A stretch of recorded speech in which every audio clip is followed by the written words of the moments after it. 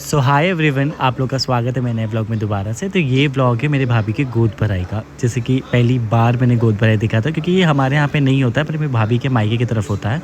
तो गोद भराई के सारे रस्म्स देख रहा था और मेरी भाभी इतनी प्यारी दिख रही थी, वो पूरी तरीके से तैयार हुई थी जैसे कि का बेबी होने वाला और मैं चाचू बनने वाला हूँ। तो ये डेकोरेशन मैंने और मेरे भाई ने ना कल रात को ही मतलब कर दिया था।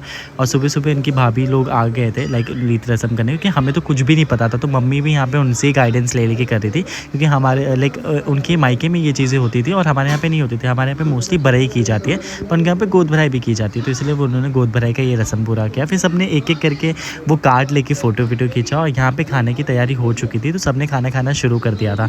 फिर मैंने भी यहाँ पे अपने लिए प्लेट ले लिया था, क्योंकि बहुत ज़्यादा भूख लग चुका था और मुझे जल्दी निकलना था, क्योंकि टफ़ी को मैंने अकेले घर पे छोड़ के आया था, क्योंकि भाभी मैंने मायके में उनके मायके में। फिर ये जो रस्म होता है वो उनको देवर के साथ किया जाता है। तो ये रस्म मैंने पहली बार देखा और पहली बार हुआ। तो उसके बाद जो है एक दूसरे को कलर लगाया जाता है, लाइक देवर और भाभी एक दूसरे को कलर लगाते हैं। आई डोंट नो वाई, पर ये मस्ती और मजाक की इसमें होता है कि लाइक क्योंकि देवर भी पहला बच्चा ही कहलाता है भाभी का, तो इसलिए ये सारे रस्म हो जाते हैं।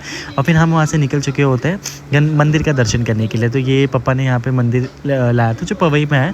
बहुत प्यारा मंदिर है, मैं रेफ़र करूँगा कि आप लोग प्लीज़ जाना। दर्शन भी हो चुके थे और हमने यहाँ पे प्रसाद लेके और हम घर के लिए निकल चुके थे। तो मिलते हैं आपको नेक्स्ट व्लॉग में, तब तक के लिए बाय।